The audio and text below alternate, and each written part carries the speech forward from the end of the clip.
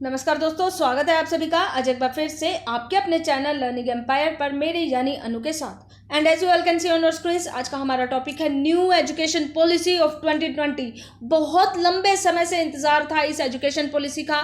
मैं कहूँगी 34 साल बाद ये एजुकेशन पॉलिसी भारत में आई है और भारत के एजुकेशन को पूरी तरीके से बदल के रख देगी। आज दिन तक एजुकेशन पे ये सवाल उठाया जा रहा है कि जो भारत की एजुकेशन पॉलिसी है वो रोड लर्निंग पे बेस्ड है, यानी कि इसमें प्रैक्टिकल नॉलेज पे ज़्यादा ध्यान नहीं दिया जाता। जो बच्चा जितना ज़्यादा रट के एग्जाम्स में लिखेगा उस बच्चे को उतने ज़्यादा नंबर मिलेंगे और उस बच्चे का करियर उतना ज़्यादा अच्छा होगा। ये जो कुछ कमियाँ थी पुरानी एजुकेशन पॉलिसी में, उन सभी कमियों को दूर करने के लिए फाइनली आ गई है नई एजुकेशन पॉलिसी। पुरानी एजुकेशन पॉलिसी में हमेशा ये कहा जाता था कि यहाँ पे प्रैक्टिकल नॉलेज नहीं है बच्चों को। बच्चे फिजिक्स पढ़ लेते हैं लेकिन उनको ट्यूबलाइट बदलना नहीं आता है।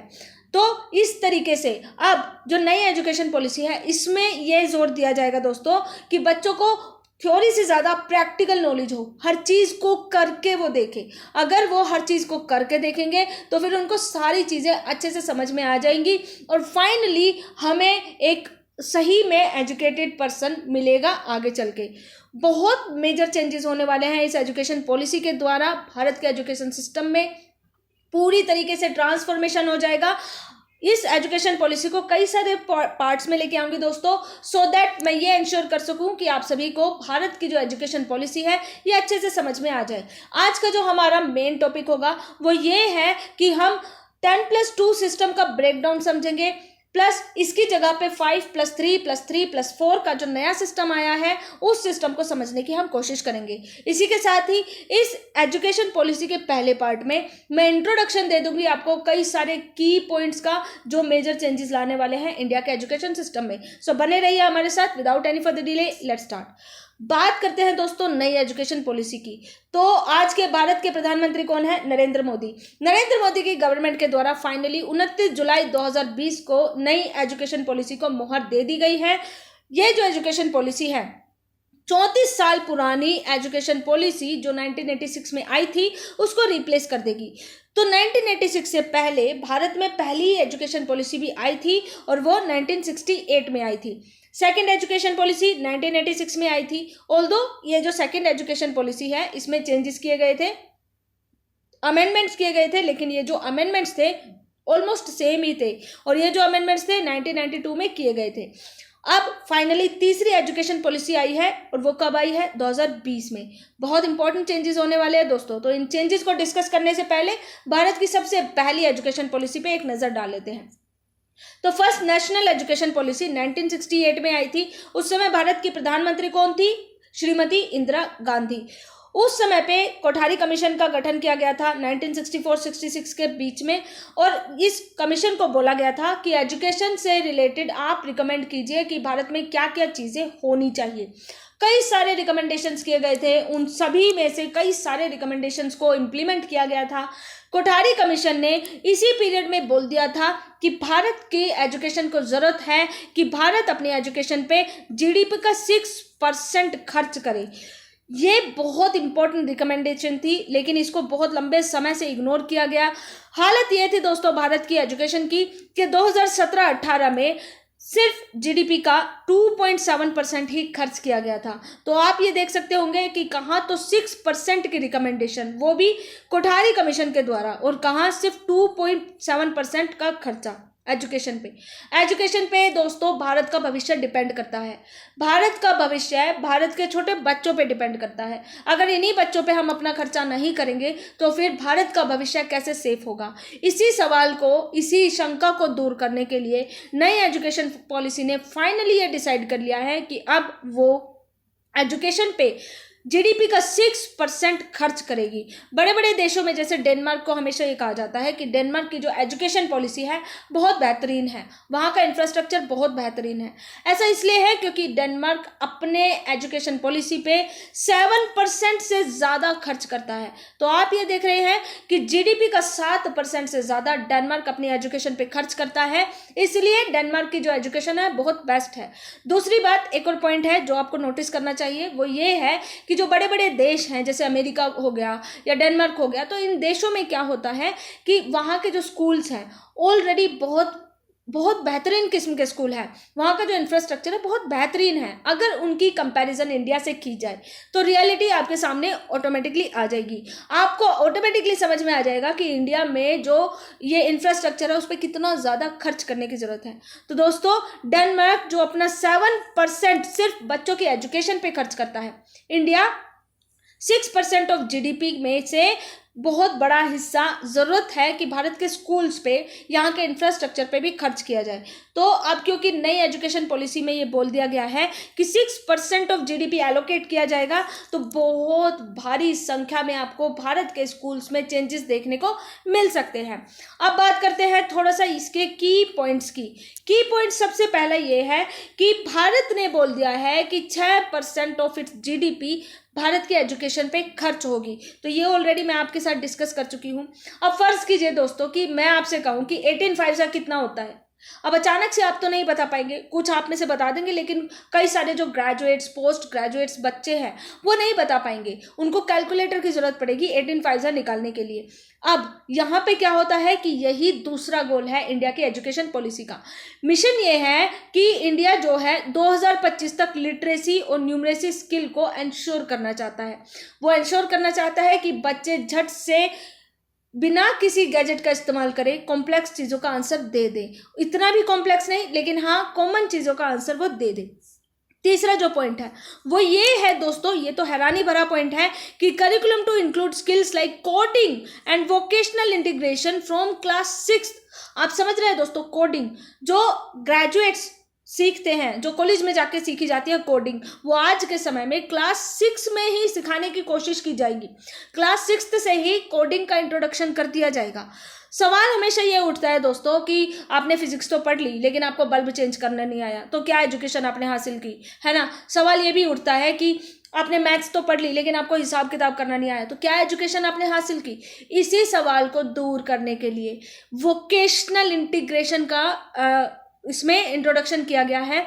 गवर्नमेंट का ये एम है कि क्लास 6 से ही बच्चों को ऐसे छोटे छोटे से, मतलब आप समझ सकते हैं, वोकेशनल चीज़ों में इन्वॉल्व कर दिया जाए जिससे बच्चे प्रैक्टिकल नॉलेज ले सके और हर चीज़ को खुद देख के सीख सके और समझ सके। तो इस वजह से कोडिंग जो क्लास 6 में इंट्रोड्यूस कर दी गई। इसी के साथ ही वोकेशनल इंटीग्रेशन, आप इसको ऐसे भी समझ सकते होंगे कि बच्चों को प्रैक्टिकल नॉलेज देने के लिए छोटे छोटे से उनको प्रैक्टिकल वर्क दे दिए जाएंगे। फॉर एग्जाम्पल, अब वो प्रैक्टिकल जैसे दोस्तों हो गया, छोटी छोटी सी इंटर्नशिप हो गई, छोटे छोटे प्रोजेक्ट आपको दे दिए गए और उन प्रोजेक्ट्स पे आपको इन्वॉल्व होना पड़ेगा अगर आपको क्लास में पास होना है तो इसका मतलब यही है दोस्तों कि क्लास 6 से ही मेजर चेंजेस आपको देखने को मिल जाएंगे। इसी के साथ ही प्री स्कूल और आंगनबाड़ी यानी प्री स्कूल, प्ले वे, उसके लिए भी करिकुलर फ्रेमवर्क जो है इंट्रोड्यूस कर दिया गया है। 0 से 3 जब ईयर्स का होता है बच्चा, आप सभी को पता है दोस्तों कि 3 साल का होता है जब बच्चा, तो उसको प्री स्कूल में एडमिशन दिया जाता है, यानी कि स्कूलिंग में बच्चा 3 साल से एंट्री करता है। उससे पहले क्या, उससे पहले गवर्नमेंट जो है पेरेंट्स को गाइडलाइंस देगी कि आप अपने बच्चों को इस तरीके से थोड़ा थोड़ा करके सिखाते रहिए। उसके बाद जब बच्चा 3 साल का हो जाएगा, प्री स्कूल या आंगनबाड़ी में एंट्री करेगा, उसके बाद से गवर्नमेंट की रिस्पॉन्सिबिलिटी हो जाएगी बच्चे को अच्छी एजुकेशन देने की। तो यहाँ पे स्टार्टिंग से ही गवर्नमेंट अब बच्चे की एजुकेशन पे ध्यान देने की कोशिश कर रही है। एक और पॉइंट है वो ये है मदर टंग। मदर टंग को मीडियम ऑफ इंस्ट्रक्शन बता दिया गया है क्लास 5 से वेरेवर पॉसिबल तक, यानी कि अब यहाँ पे अगर किसी बच्चे की मदर टंग तमिल है तो उसको तमिल में इंस्ट्रक्शन दिए जाएंगे, किसी की हिंदी है तो उसको हिंदी में। बेसिकली क्लास 5 तक यहाँ पे इंग्लिश को इग्नोर करने की बात की जा रही है, लोकल लैंग्वेज पे ज़्यादा फोकस करने की बात की जा रही है, क्योंकि दोस्तों क्लास 5 जो है बहुत प्री मैच्योर माइंड होता है, बच्चे का माइंड उस समय पे डेवलप हो रहा होता है, तो हर चीज़ उसको उसी भाषा में समझ में आती है जिस भाषा को वो बचपन से सुनता समझता आ रहा है। तो इसीलिए मदर टंग और लोकल लैंग्वेज को बहुत ज़्यादा प्रेशराइज करके नई एजुकेशन पॉलिसी में ऐड किया गया है। हालांकि कुछ बुद्धिजीवी है वो ये बोल रहे हैं कि इंग्लिश को पूरी तरीके से आपने बाहर कर दिया है, ये गलत स्टेप है। हालांकि हम अभी इस पर कुछ कह नहीं सकते, लेकिन जितना मैं समझती हूँ मदर टंग में एजुकेशन देना अभी तक का बेस्ट ऑप्शन हो सकता है, बेस्ट वे है, बेस्ट मेथड है।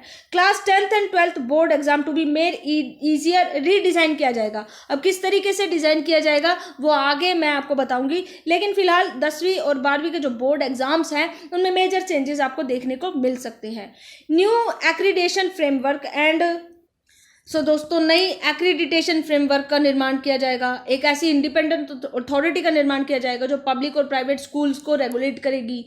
तो जिस तरीके से संस्थाओं को अब मान्यता मिलती है, नए फ्रेमवर्क बना दिए जाएंगे और उन्हीं फ्रेमवर्क को अगर पूरा कर दिया जाएगा तभी जाके उस संस्था को मान्यता मिलेगी गवर्नमेंट की तरफ से, अदरवाइज नहीं मिलेगी।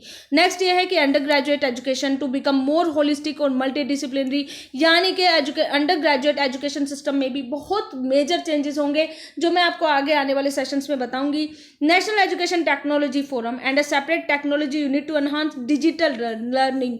अब यहाँ पे किस पे ध्यान दिया गया है? ज्यादा डिजिटल लर्निंग पे ज्यादा फोकस किया गया है दोस्तों। और एक और मेजर चेंज है वो ये है कि अब एमफिल कोर्स को डिसकंटिन्यू किया जाएगा, बिल्कुल, यानी खत्म कर दिया जाएगा एमफिल कोर्स को। तो इसके बाद जो नेक्स्ट चेंजेस हैं वो ये हैं कि ministry of human resource and development को, MHRD जिसको हम बोलते थे, इसको कंप्लीटली नाम चेंज कर दिया जाएगा और इसको मिनिस्ट्री ऑफ एजुकेशन बोला जाएगा, यानी एजुकेशन मिनिस्ट्री अब इसका नाम हो जाएगा। इसी के साथ ही दोस्तों कॉलेज एफिलिएशन सिस्टम जो है उसको भी फेज आउट कर दिया जाएगा 15 साल के अंदर अंदर। तो इस एफिलिएशन सिस्टम को भी धीरे धीरे करके फेज आउट कर दिया जाएगा। फाइनली एक और जो मेजर चेंज है वो लास्टली अब हम बात करेंगे कि जितने भी हायर एजुकेशन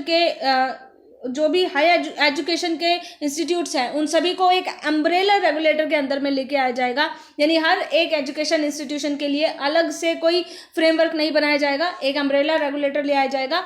और वो जो रेगुलेटर है वो मेडिकल और लीगल कोर्सेज के अलावा बाकी सारे कोर्सेज की देखरेख करेगा। तो ये कुछ की पॉइंट्स हैं दोस्तों, ये मेजर की पॉइंट्स हैं न्यू एजुकेशन पॉलिसी के, इन्हीं के बारे में हम आने वाले सेशंस में बात करेंगे। सो फिलहाल आज हम बात करते हैं नई एजुकेशन पॉलिसी की, जो ब्रेक डाउन कर देगी 10+2 स्ट्रक्चर को 5+3+3+4 के सिस्टम में। ये जो पॉलिसी है इसका एम ये है कि 10 ईयर्स प्लस 2 ईयर्स का जो पुराना डर्रा चल रहा था उसको अब बदल दिया जाएगा, रोट लर्निंग को बिल्कुल फेज आउट कर दिया जाएगा और अब हम प्रैक्टिकल पे ध्यान देंगे। इसी को समझते हैं आगे, देखते हैं क्या है ये। तो होता क्या है दोस्तों कि जितने भी एक्चुअल नंबर ऑफ ईयर्स हैं जो 12 साल लगते हैं वो तो उतने ही रहेंगे, इसमें कोई चेंज नहीं होगा। First, second, third, fourth, fifth, six ये सब एज इट इज चलेगा, लेकिन अब इसको 10+2 नहीं बोला जाएगा, इसको 5+3+3+4 का सिस्टम बोला जाएगा। इसमें क्या ऐड होगा? प्ले स्कूल से शुरू होकर 1 और 2 क्लास तक को सबको एक साथ कंबाइन कर दिया गया है, यानी पहला जो 5 का सिस्टम है उसमें आते हैं play school, nursery, kindergarten plus 1 और 2, ये पांचों चीजें आती हैं 5 में। अब आप सभी को पता है दोस्तों, आज के समय में जो छोटा बच्चा है जब वो 3 साल का होता है तो वो स्कूल एजुकेशन सिस्टम में एंट्री करता है। इससे पहले क्या होता है? इससे पहले जो एजुकेशन देनी होगी उसके लिए पेरेंट्स को गाइडलाइंस दी जाएंगी और उन्हीं गाइडलाइंस के अकॉर्डिंग पेरेंट्स अपने बच्चे को एजुकेट करेंगे 3 साल तक। उसके बाद जो कुछ भी होगा वो स्कूल के ऊपर डिपेंड होगा और वो भी स्कूल के लिए भी नई नई गाइडलाइंस जो हैं टाइम टू टाइम निकाली जाएंगी। उसके बाद आप सभी को पता है 3 साल का स्टूडेंट होता है, जब वो किंडरगार्टन में आता है उसके बाद +2 वाले सिस्टम में वो एंट्री करता है। ये था अभी तक का पुराना हमारा सिस्टम। अब अगर हम बात करें 5+3+3+4 के सिस्टम की तो उसको 4 स्टेजेस में बांटा गया है। पहली है फाउंडेशनल स्टेज, यानी इसमें बेसिक चीजें आएंगी। फिर है प्रिपरेटरी स्टेज, यानी फ्यूचर के लिए उनको तैयार करने की यहाँ से शुरुआत हो जाएगी। फिर आती है मिडिल स्टेज, उसके बाद आएगी सेकेंडरी स्टेज। सबसे पहले अगर हम बात करें फाउंडेशनल स्टेज की तो फाउंडेशनल स्टेज में 5 चीजें आएंगी। 3 साल से 8 साल तक के बच्चे आएंगे। Multi level play activity based learning होगी और ये जो बच्चे हैं 3 साल से 8 साल तक के, यानी कि प्री स्कूल, फिर किंडरगार्टन, प्री स्कूल, फिर नर्सरी, फिर केजी, फिर फर्स्ट, फिर सेकंड, तो ये 5 क्लासेस इस फाउंडेशनल स्टेज में ऐड की गई है। बेसिक बात ये है इसमें कि जो प्ले वे एक्टिविटी होगी उसके द्वारा बच्चे को कई सारी चीज़ें सिखाई जाएंगी। ठीक है, इसमें क्या होगा? लैंग्वेज सिखाई जाएगी और टीचिंग के लिए बहुत सारा डेवलपमेंट किया जाएगा, यानी मेन जो डेवलपमेंट होगा वो लैंग्वेज स्किल पे होगा, बच्चा अपनी लैंग्वेज पे पकड़ हासिल कर ले। तो उसके लिए 5 चीज़ें 5 साल ये निर्धारित कर दिए गए हैं प्ले स्कूल से लेकर क्लास 2 तक। प्ले और एक्टिविटी बेस्ड करिकुलम होगा, यानी कि प्ले पे, एक्टिविटी पे बहुत ज़्यादा फोकस किया गया है। इसके बाद जो हमारी नेक्स्ट स्टेज आती है वो है प्रिपरेटरी स्टेज। ये क्या है? ये 8 साल से 11 साल तक के बच्चों के लिए है, यानी 3rd क्लास से लेकर 5th क्लास तक के बच्चों के लिए है। अब इसमें जो फोकस है वो शिफ्ट हो जाएगा, कहाँ पे? प्ले से डिस्कवरी की तरफ ये फोकस चला जाएगा। एक्टिविटी बेस्ड लर्निंग होगी, इंटरेक्शन होगा, क्लासरूम लर्निंग होगी। तो इस तरीके से धीरे धीरे फोकस जो है वो आगे डिस्कवरी पे पहुंच जाएगा कि वो अपने आसपास के माहौल से क्या क्या अब सीख सकते हैं। ठीक है, अब क्या है? लैंग्वेज पे तो पूरा ध्यान रहेगा ही रहेगा, यहाँ पे न्यूमरेसी स्किल्स पे भी ध्यान पूरा का पूरा दिया जाएगा। इसके बाद क्या होगा कि पूरी कोशिश की जाएगी कि बच्चे का जो कॉग्निटिव डेवलपमेंट है वो लगातार होता रहे, यानी कि बच्चे का जो मस्तिष्क है उसका विकास हमेशा होता रहे। और इसको ध्यान में रखते हुए एक चीज़ मेन की गई है, वो ये है कि मीडियम ऑफ इंस्ट्रक्शन क्या होगा? Mother tongue, local language. चाहे बच्चा कोई भी लैंग्वेज में बात करता है, उसी लैंग्वेज में बच्चे को इंस्ट्रक्शन दिया जाएगा। इसका मतलब ये है 3 to 5 क्लास तक इंग्लिश को पूरी तरीके से तो नहीं, लेकिन हाँ उस लेवल की इंपॉर्टेंस नहीं दी गई है जिस लेवल की दी जानी चाहिए थी। कई बुद्धिजीवी बोलते हैं दोस्तों कि इंग्लिश को आपने बिल्कुल फेज आउट कर दिया है, लेकिन बच्चा एजुकेशन कैसे लेगा जबकि इंग्लिश इतनी इंपॉर्टेंट लैंग्वेज है, इंटरनेशनल लैंग्वेज है। दोस्तों 3 to 5 तक अगर इंग्लिश को इंट्रोड्यूस नहीं किया गया तो क्या दिक्कत हो जाएगी? मेन बात यह है कि बच्चे के दिमाग में कॉन्सेप्ट क्लियर हो जाए, बच्चे को लैंग्वेज का जो कॉन्सेप्ट है वो क्लियर हो जाए, मोटर स्किल उसकी डेवलप हो जाए। इसको ध्यान में रखते हुए अगर medium of instruction local language है या मदर टंग है तो बेस्ट है। 3 languages would be taught at all students and state would decide which one.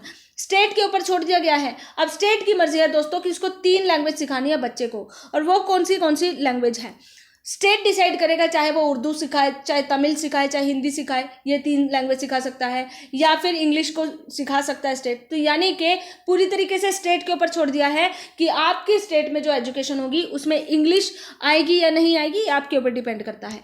तो ऐसा नहीं है कि बिल्कुल फेज आउट कर दिया है, नहीं, ये स्टेट के ऊपर डिपेंड करता है। फिर आती है मिडिल स्टेज 6 से लेकर 8वीं क्लास तक के बच्चों के लिए। यहाँ पे आपको मेजर चेंजेस देखने को मिल जाएंगे। इसमें क्या है कि जो एग्जिस्टिंग सिस्टम है वो उसको पूरी तरीके से ट्रांसफॉर्म करने की बात हो जाएगी। जैसे मैंने आपको ऑलरेडी बता दिया है, कोडिंग इसमें ऐड कर दी जाएगी, क्रिटिकल थिंकिंग, क्रिटिकल लर्निंग को इसमें बहुत ज़्यादा एम्फेसाइज किया जाएगा, फोकस इसी पे होगा। तो दोस्तों जैसे मैंने आपको पहले भी बताया था कि कोडिंग 6ठी क्लास से बच्चों को इंट्रोड्यूस करवा दी जाएगी, प्लस उनको छोटी छोटी इंटर्नशिप दे दी जाएगी सो दैट उनको हर चीज़ का क्रिटिकल नॉलेज हो, उनको हर चीज़ की प्रैक्टिकल नॉलेज हो, चाहे वो साइंस हो, मैथ्स हो, आर्ट्स हो, सोशल साइंस हो, मतलब इन सभी चीज़ों में बच्चे को ज़्यादा से ज़्यादा नॉलेज देने की कोशिश की जा रही है। यानी कि यहाँ पे रोट लर्निंग को फेज आउट करने की कोशिश की जा रही है। बच्चे को कोशिश की जा रही है कि वो अब प्रैक्टिकल नॉलेज को ज़्यादा से ज़्यादा गेन करे, और यहीं से उसको एक्सपीरियंस होना शुरू हो जाएगा। वहीं यहाँ पे लास्ट में लिखा हुआ है फोकस ऑन क्रिटिकल लर्निंग, करके सीखिए। जो चीज़ आपको मुसीबत आती है उस मुसीबत से कैसे निपटा जाएगा वो आप खुद करिए और सीखिए। तो ये क्या है, क्रिटिकल लर्निंग पे फोकस है। रोट लर्निंग यानी अब रट्टाफिकेशन यहाँ पे नहीं चलेगा।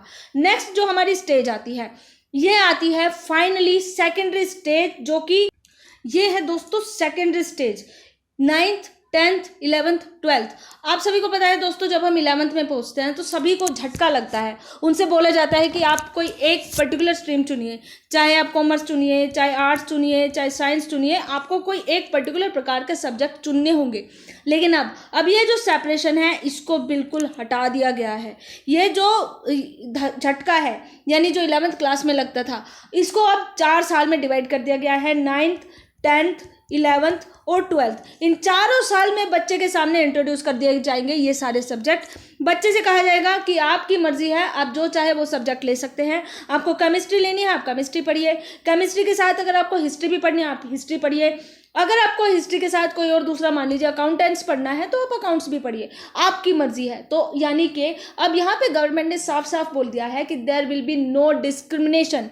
यानी कि अभी तक जो डिस्क्रिमिनेशन होता था कि हम तो साइंस में पढ़ते हैं या आर्ट्स में पढ़ते हैं या कॉमर्स में पढ़ते हैं, ये डिस्क्रिमिनेशन अब नहीं होगा, कोई रिजिड सेपरेशन नहीं होगा। बच्चों को बोल दिया जाएगा कि आपको जो सब्जेक्ट पढ़ना है, जिसमें आपकी इच्छा है वो सब्जेक्ट आप चुनिए, आप उसी को पढ़िए। इससे क्या होगा दोस्तों कि होता क्या है कि फाइनली हम ये देखते हैं कि बच्चा 11th में साइंस ले लेता है, 12th में साइंस ले लेता है, रिसोर्सेज का इस्तेमाल करता है, लैब वगैरह हर चीज़ का इस्तेमाल करता है, लेकिन फिर वो जब कॉलेज से पास करता है, कॉलेज में जब वो पास करता है, पास करने के बाद उसका दिमाग अचानक से चल जाता है, वो सोचता है कि मैं यूपीएससी की तैयारी करूं, हिस्ट्री सब्जेक्ट ले लेता है और यूपीएससी की तैयारी करने लगता है। इससे क्या हुआ? इससे एक चीज़ सामने आती है दोस्तों, वो ये है कि अभी तक जो उसने 11वीं से लेकर कॉलेज तक जो रिसोर्सेज का इस्तेमाल किया था, वो सारे रिसोर्सेज अचानक से उसने बर्बाद कर दिए और एक बिल्कुल ऐसा नया सब्जेक्ट उसने चुन लिया जिसमें उसने अपना करियर बनाने की सोच ली। इससे क्या होता है दोस्तों? बहुत बड़ी संख्या में हानि होती है इंडिया को। इसी वजह से डॉक्टर्स की कमी हो रही है या इंजीनियर्स की कमी हो रही है, हर फील्ड में कमी हो रही है। इस कमी को दूर करने के लिए अब गवर्नमेंट ने कहा है कि नहीं, ये सिस्टम नहीं चलेगा, ये क्लासिफिकेशन नहीं चलेगा। अब हम लेके आए हैं ऐसा सिस्टम जिसमें सब्जेक्ट जो है 9वीं क्लास से ही इंट्रोड्यूस कर दिए जाएंगे। 9th में बच्चों को बोल दिया जाएगा कि आपको जो सब्जेक्ट पढ़ना है आप वो पढ़िए। 9th, 10th, 11th, 12th आपकी मर्जी है, आप जो सब्जेक्ट पढ़ना चाहें आप वो पढ़ सकते हैं। इसी के साथ ही कुछ बच्चे ऐसे होते थे दोस्तों जो 5 सब्जेक्ट लेके चलते थे, कुछ ऐसे होते थे जो एडिशनल भी ले लिया करते थे, 6 सब्जेक्ट हो जाते थे। कुछ बच्चे ऐसे होते थे जो मतलब एक्स्ट्रा करिकुलर एक्टिविटीज़ में भी क्या करते थे। गवर्नमेंट ने अब ये कहा है कि जो एक्स्ट्रा करिकुलर एक्टिविटीज़ है उनको भी एज अ सब्जेक्ट ट्रीट किया जाएगा। Can you believe that? Extra curricular activities, dance हो गया, म्यूजिक हो गया या सिंगिंग हो गया, ये सारी एक्टिविटीज़ अब एक मेन सब्जेक्ट के रूप में काउंट होने वाली है। मेजर चेंजेस होने वाले हैं दोस्तों, सुन के ही अच्छा लग रहा है। ऐसा लग रहा है कि काश मेरे टाइम में ये सारे चेंजेस हो जाते। तो जो ड्रीम हमने किया था पिछले समय में, अपने समय में, किस तरीके का एजुकेशन सिस्टम होना चाहिए जिसमें हमें हर चीज़ को करने की आज़ादी मिले, वो एजुकेशन सिस्टम हमारे समय में नहीं, लेकिन अब आने वाली फ्यूचर के लिए ये एजुकेशन सिस्टम वाकई में सच होने वाला है। This is going to be a very very awesome education system. मैं फ्यूचर देखना चाहती हूँ क्या होगा इंडिया का। आज के लिए इतना ही। उम्मीद करती हूँ आपको ये 10+2 का जो ब्रेकडाउन है वो समझ में आया होगा, 5+3+3+4 का जो सिस्टम है वो समझ में आया होगा। इसी के साथ ही आज का सेशन आपको अच्छा लगा हो, इसी उम्मीद के साथ stay home, stay safe, God bless you all. जय हिंद।